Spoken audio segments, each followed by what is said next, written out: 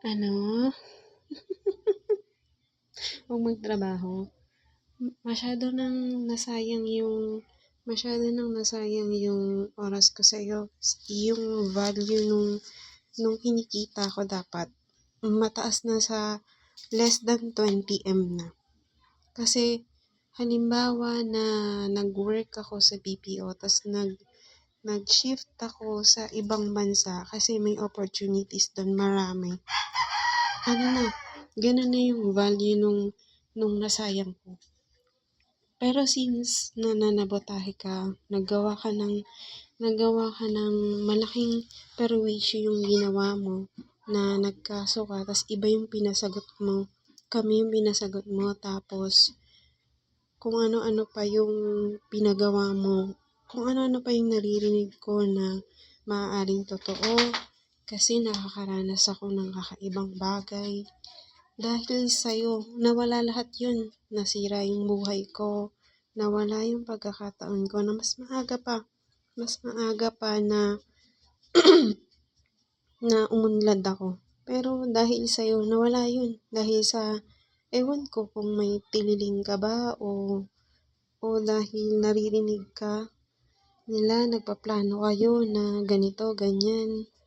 Tapos dinamay mo ko sa kalokohan mo. Kaya bakit mo ako ihihindar gumawa ng kung ano-ano kung hindi talaga yun totoo?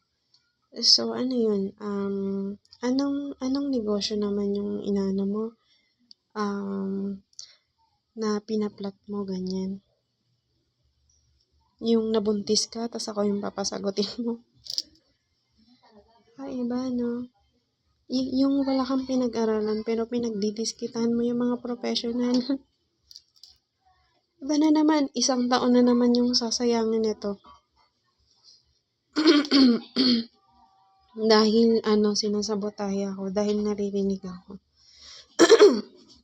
Yung panghahak niya, halimbawa may pupuntahan akong lugar, magsasabi siya dun, uy, nyo to, isabihan nyo to ng ganito, ganyan.